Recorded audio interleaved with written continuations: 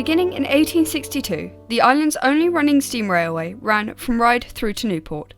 Now as a historical area, the island's steam railway is trying to preserve its memory, hosting continuous events to attract the public.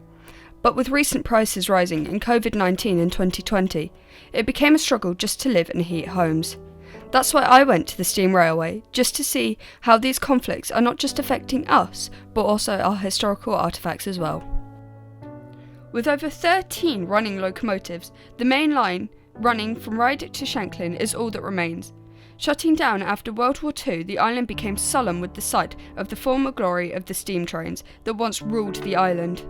Reopening in 1971, the engineers seemed hopeful to bring the railway back to life again.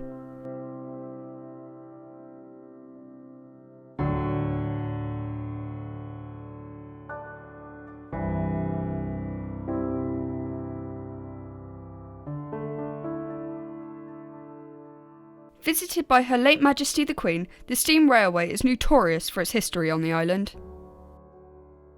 Opened on the 16th of June, 1862, the railway reached only 4.5 mileage, covering Newport to Cowes and back.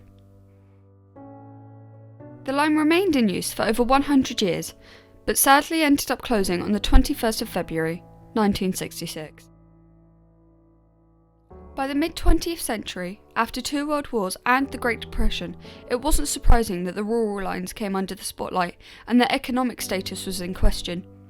By using hand-me-downs, 2 engineers were able to salvage enough to keep them running for some time, and now we have what we can see to this day of the railway.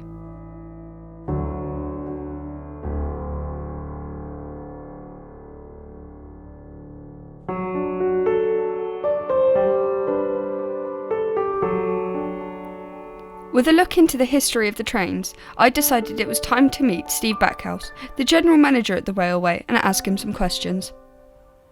So I joined the steam railway in December 2019, just before COVID. Before that, my history is working in tourism, either for a travel agent or for a tour operator or at a museum in Cumbria. Like many organisations, COVID had a massive impact on us. Obviously, we were shut down for a long period. All our volunteers sent home while we recovered. But actually, we got on the track very quickly. We were able to reopen. We were able to operate in a very socially distant way, which got us going. And then the last year, actually, we had a real boom. Lots of people couldn't travel abroad, holidaying on the Isle of Wight. So actually, we had a really successful year, our best ever, actually, last year.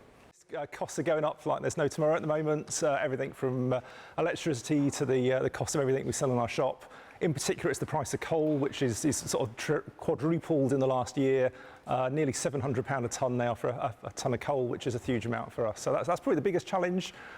But there's ways of overcoming that. Again, we're just going to be really busy and make sure people are coming through the doors and enjoying the railway. We've actually got, apart from everything you see here, we've actually got about 100 years worth of restoration projects, which is stored in a barn down the road. That's going to keep us busy for quite a while. So we've collected stuff from all around the Isle of Wight, perhaps things that were chicken sheds and bungalows and beach huts that are old railway carriages. So we have them in store. And over the next 100 odd years, we'll have plenty to restore and keep us busy. New locomotives, well, no plans to acquire anything at the moment, but who knows? We're always on the lookout if the right loco came along. Hopefully you've seen in our carriage and wagon workshop, you've got one of our old brew carriages. We've got 3 on display at the railway at the moment. You've got the one that's running in the train, that's been restored. That was done for a TV show a few years ago. That's a lovely and teak finish on the train. We've got one in the carriage and wagon workshop, which is under restoration. And at the far end here, you'll see one which is unrestored. So you can kind of see a before, during and after. They're really special. They're one of the oldest carriages still working in the UK, date back to 1864, which is the opening of the line from Ryde to Shanklin.